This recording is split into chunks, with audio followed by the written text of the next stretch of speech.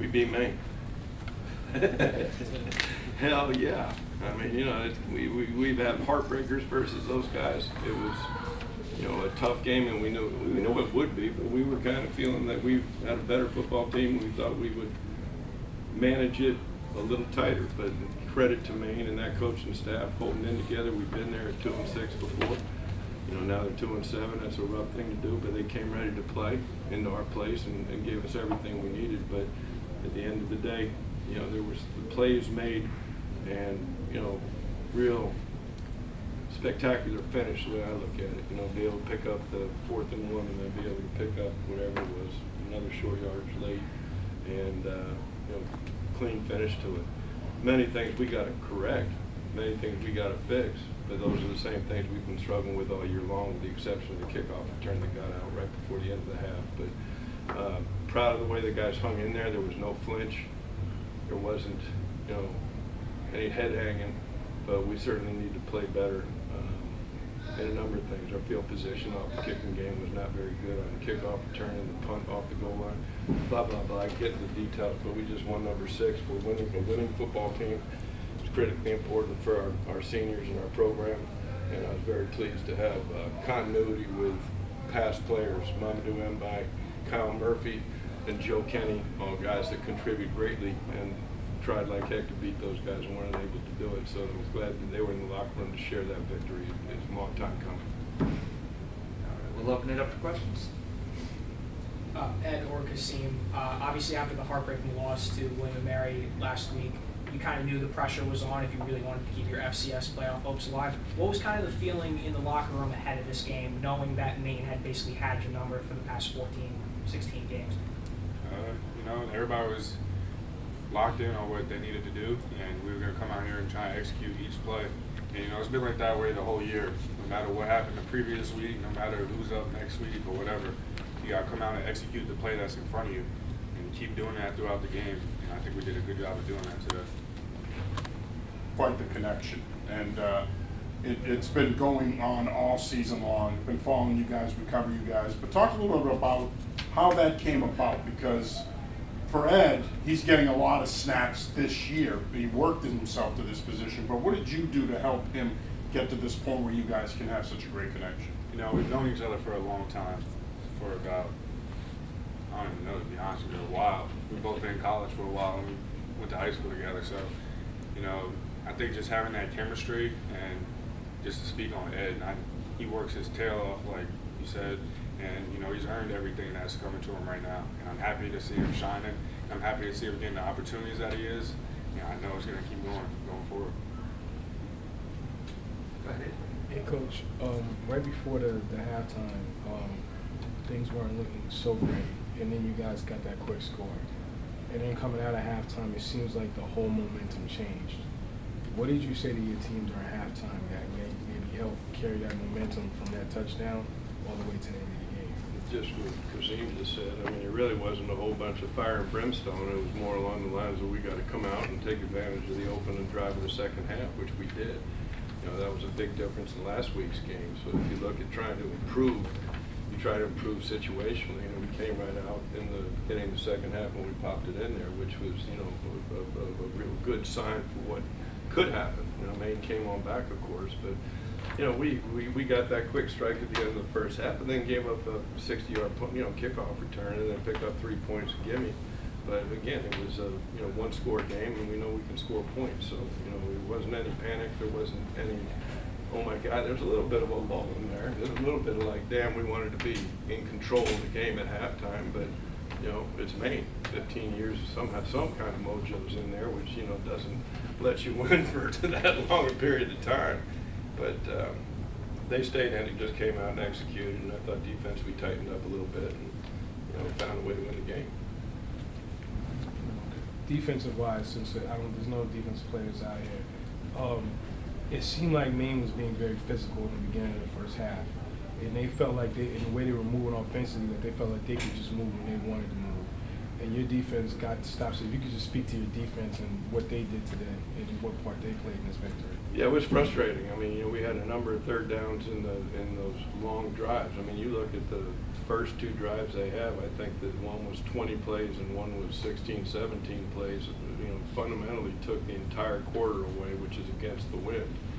You know, we chose to defer because that's kind of been our formula for success, and thank God I didn't stay with the wake-up thought I was going to take the ball and win the championship, which we might have done. It might have changed things. But, you know, defense, you know, found a way to make stops, you know, in the second half, and they made enough in the first just to keep us in it. But there was some horrendous field position for those guys, and they reacted well to that. The punt, as I mentioned, you know, that was short. We had a short field. They were kicking with the wind, so I expected a big field position change there. They short field, they gave up 3 points off of that, and then the kickoff return, you know, turned it into another 3. But they keep battling. I mean, that's a tough team. You know, they've managed it very well. They ran the ball well, and that's been a hard thing for us, you know, stopping the run. But we managed it well enough, and then we were able to get on the flip side and be able to take hard yards at the end of the game to win. Coach, offensively, Ed had a great game, but also Marcus DeShields excelled on the ground. Does it make it easier to run a game when you have success both through the air and on the ground? Oh, 100%. I mean, you know, you'd like to see that. I mean, you know, he'll be the first to tell you there was a number of throws he missed in the first half but he was able to keep the chains moving. And I was, throughout the second half, just waiting for Marcus to crack a couple. And you knew it's coming. You know, we got a big offensive line that's going to wear you down if we continue to stay with the run game. And, you know, they were able to find a couple of cracks, and then for him to finish it the way he did was spectacular. And one more question. Yeah. There was a couple miscues between Kasim and Ed downfield in the first half. What gave you the confidence to keep trying that route? I mean, that's what we've been doing all year long. I mean, if we take that combination off the table, it's going to be a tough sled for the URI Rams. But there are other guys we can throw the rock to, but as you continue to look through the course of this season. Well, you got a big one next week against UNH, obviously. How much has... What are they doing right now? At last check, I think they were up early, but I haven't checked since. Okay. Don't hold it against me. They were holding against you. Thanks, brother. You guys got a big one next week. How much has winning these tight games throughout the course of this year helped you going into a game like that could be tight down the stretch? Well, I think it probably stems to belief more than anything else, and no panic, knowing that we have done it before and we can do it again. Now, you know, that was a major monumental step, you know, for us in this game, just because of the history of the Maine URI, you know, game. We got a similar thing up there. I mean, you know, there's really nothing that really should bear any, you know, anything on this next game at UNH. But you know, Shane will know. When was the last time we went up there and beat them? It's been a while. It's been a long, long time. You know, but this team has been a team of firsts. You know, and you know, so that's what we're going to have to do. We're going to have to strap it up. They're a very good football team. I've been watching it from a distance. I'm hoping to get waxed today by Richmond, but we'll see what happens. You know, it's we'll be prepared, and it'll be a battle up there. We're down 7-0. Down to what quarter? Just the end of the first. Okay. Go Richmond. Looks like I was off. That's all right. Hey, listen, I'm not rooting against anybody. I just want to make sure. Go ahead and hope they get 10 overtimes in that game. I can, you know, Or 7. Yeah, whatever. You know, but it's going to be a battle, and we know what they're all about. They know what we're all about, and I think Ricky's had a fantastic ride so far. So, you know, it's our job to go up there and beat them and keep our hopes alive. Before we go, I just want to make sure we've got him in the room. Direct any questions to Ed specifically, since we got him. Please. You joined in 2017 as a partial scholarship player. How has your role, obviously it's changed your role throughout the years, but what do you think that you bring to the team, not player, not like talent-wise, but character-wise? Basically, I came in as a walk-on and zero money. But I would say just being here for, this is my 6th year now, kind of learned a lot of things every season and what works and what doesn't. And that's what me and Yanni, Jake, we all try to just build a culture. What we brought together is obviously working, and we just try to give knowledge to the younger players. I think so it's working so far. Right, and what kind of culture do you think that you've created in the past 6 years? Definitely a good one. I mean, it was always good, but you know, there's always room to be better. So just every year, just taking that next step and just getting better every day. For you, Years of hard work, and just gotta keep going. Today's game kind of exemplified the relationship between you and Kasim, especially because of the long receptions you were able to bring in to really help the Rams get over the top. How has the trust between you and your quarterback really helped you grow your game personally over the past 6 years?